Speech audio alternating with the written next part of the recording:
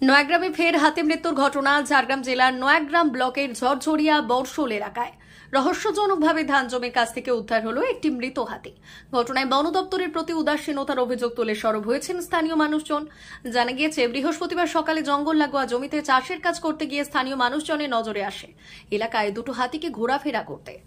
পরে হাতি দুটোকে তাড়িয়ে দিতেই দেখা যায় ধান জমির একেবারে কাছে একটি হাতি মৃত অবস্থায় পড়ে রয়েছে। সঙ্গে সঙ্গে বন দপ্তরে খবর দেন স্থানীয়রা। খবর পেয়ে বন দপ্তরের লোকজন হাতিটিকে উদ্ধার করে। পাশাপাশি হাতিটির মৃত্যু কিভাবে হলো জানতে ময়নাতদন্তের ব্যবস্থা করে। তবে বারবার নয়াগ্রাম এলাকায় হাতি মৃত্যুর ঘটনায় বন দপ্তরের ভূমিকা নিয়ে উঠছে প্রশ্ন। এলাকাবাসীর দাবি, হাতি প্রতিদিন এলাকায় ক্ষয়ক্ষতি করলেও হাতি তাড়াতে বন দপ্তরের কোনো ভূমিকা নেই। গ্রামবাসীদের হাতি তাড়ানোর কোনো সরঞ্জামও দেওয়া হয় না।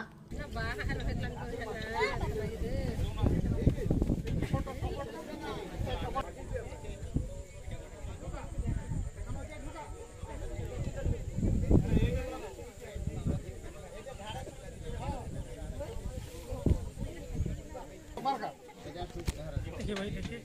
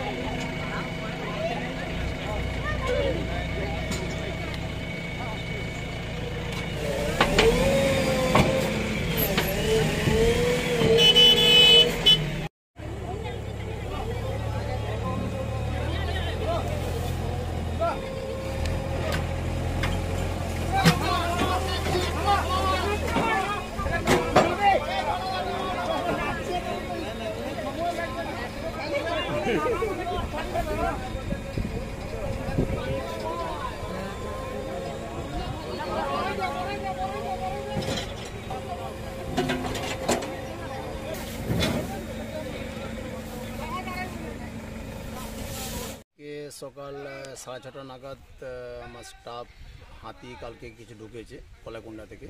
তার খবর নিতে গিয়ে দেখছে বড় ঝরিয়ার দিক ওখানে একটা জমিতে, ধান জমিতে একটা হাতি পড়ে আছে। তো ইনিশিয়ালি বললো যে মারা গেছে। তো তৎক্ষণাৎ আমরা কিছু এপিসি মেম্বারকে ফোন করলাম, বললো হ্যাঁ মারা গেছে। তো আমরা তখন সব স্টাফ মিলে গিয়ে দেখলাম যে মারা গেছে। তো হাতি উপরতে বাইরে থেকে কোনো ইনজিওর পোর্শন দেখতে পাওয়া যায়নি। তো আমরা ওইটাকে পোস্টমর্টমের জন্য আমরা তুলে নিয়ে পাঁচকানা বিটে নিয়ে এসেছি। এবারে ডাক্তার পোস্টমর্টম হলে এটা জানা যাবে যে কী জন্য এরকম ইনসিডেন্টটা ঘটেছে। গ্রামের মানুষ অভিযোগ করছে সেখানে আপনাদেরকে জানালেও হোলাপাটি সেখানে যায়নি এবং তেল পর্যন্ত একটু সহযোগিতা করা হয়নি বন দপ্তর থেকে। এ নিয়ে কী বলবেন? না, হুলা পার্টি বলতে বড় জোরেতে ইটসেলফ এখানে আমাদের হুলা টিম কিছু সদস্য আছে, ভালিয়াঘাটি আছে, ভালুকগড়াতে আছে। যখন হাতি আসে তখন আমরা মনিটর করে আমাদেরও স্টাফরা যায়। আর তেলের ব্যাপারটা হচ্ছে যে অফিসে এলে গ্রামবাসী যখন এসে তেল দেওয়া হয়। এবার কেউ যদি না পায়, এটা যতটুকুন আমার নলেজে আছে সে তো অফিসে আসেনি। তো আমি বলছি অফিসে যদি আসে, হাতি ওখানে যখন থাকছে, যখন আসবে তেল দেবো, এটা সুরক্ষার জন্য তেল দেওয়া হবে। তো যখন হাতি আসবে তখন তারাও আমাদের সাপোর্ট সহযোগিতা করবে, হাতিকে ঠিক জঙ্গলে ঢোকানোর সাহায্য করবে। তো যারা অভিযোগ করছে তো তার দিকে আমি বলছি যে তারা যদি অফিসে আসে তো আমরা প্রয়োজন মতো আমরা দেওয়ার চেষ্টা করব। একের পর এক হাতি মারা যাচ্ছে নয়াগ্রামে, এ নিয়ে কী বলবেন স্যার? এটা সত্যি খুব একটা প্যাথেটিক ব্যাপার যে এটা কেন এরকম হচ্ছে। তো এটা নিয়ে আমি আমার হায়ার অথরিটিকেও জানিয়েছি। তো এটা দেখা যাক এই পোস্টমর্টম হলে বা কী রিপোর্ট আসছে সেই মতো তো কিছু তো পদক্ষেপ নেওয়ার চেষ্টা করাই হবে। কী নাম স্যার? দীপক মণ্ডল, রেঞ্জ অফিসার নয়াগ্রাম। দুটো হাতি ঘোরাঘুরি করছে, ওদেরকে তাড়িয়ে উঠিয়ে যে পরে আমরা দেখছি যে একটা জমিনতে পড়ে আছে। কী ব্যাপার, যখন দেখি একটা হাতি মরে আছে, কিন্তু কখন মরেছে সেটা তো বলা যাচ্ছে না। আমাদের তো কোনো হুলাপাটিও নেই, আর ফরেস্টেরও আমাদের কোনো তেল বম কিছু দেয়নি। তবু আমরা দ্বারা যত পারি, যত সম্ভব ততটাই আমরা ব্যবস্থা করে তেল নিয়ে এসে বম টম নিজে কিনে এনে হাতিগুলোকে তাড়া করে। তবু অনেক আমাদের বিঘা বিঘা জমি নষ্ট করে দিয়েছে। ওটা কি প্রতিদিন আসে হাতি? হ্যাঁ, প্রতিদিন আসে। বন দপ্তর কোনো পদক্ষেপ বন নেয়? দপ্তর কোনো পদক্ষেপ নেয়নি। আপনারা জানিয়েছিলেন বন দপ্তর? হ্যাঁ, আবার ক্ষতিও হয়েছে। এখন কেন আগেকার চাষতে ক্ষতি হয়েছে গেলে বলবো হ্যাঁ ঠিক আছে, আমরা ঠিক রিপোর্টটা ঠিক পাঠিয়ে দেবো, আপনারা কিছু সাহায্য পাবেন।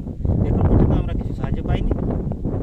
এখন কম দিলে আমাদেরকে সুবিধা তো কম হওয়ার, তবু আমরা নিজেও দাঁড়িয়ে দিতাম 10 টাকা। কি নাম আপনার? দিলীপ সরেন। হয়েছে আমরা শুনছি যে হাতি এসেছে, হাতির পাল এসেছে, কিন্তু আমরা বলতে পারছি না কোথায় আছে। কিন্তু সকালে যখন এসে জমিনে আমি ফার্স্টে এসেছি, আমি হাতিও দেখিনি, কিন্তু চারুদিকে যখন বিল ঘুরে ঘুরে দেখছি এলে হাতি ঘেঁটে দিয়েছে। তারপরে নিচের দিকে যখন আসি একটা হাতি মারা গেছে। কী কারণে মারা গেছে সেটা আমি বলতে পারছি না, কিন্তু তখন আমরা প্রশাসনে খবর দিই ফরেস্ট বিভাগ থেকে আমাদের গ্রামে একজন সেবিক আছে, ওনাকে জানাই, তখন ও প্রশাসনকে জানিয়েছে।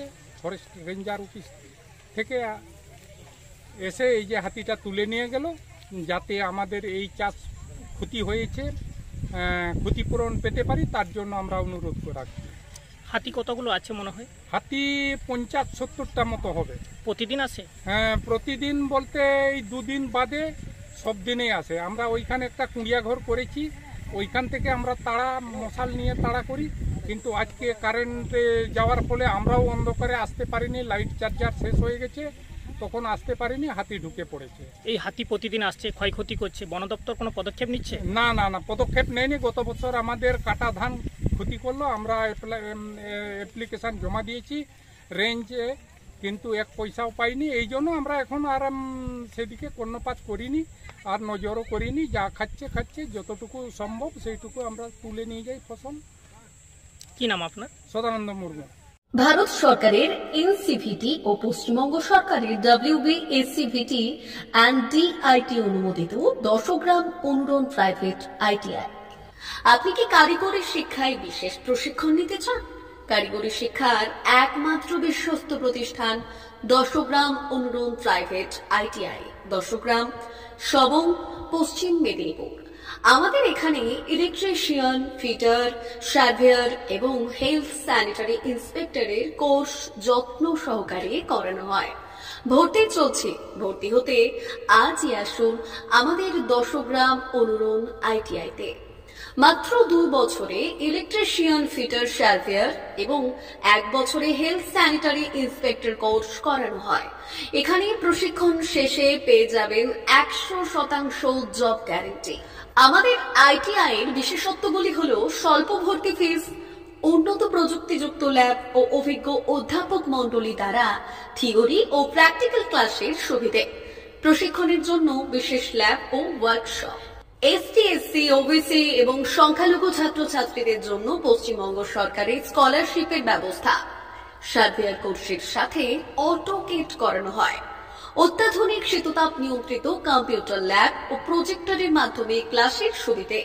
তবে আর দেরি কেন? আজই ভর্তি হতে চলে আসুন 10 গ্রাম অনুরণ প্রাইভেট ITI-তে।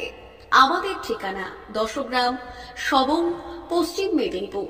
যোগাযোগ নম্বর 9547221516 অথবা 9832728877।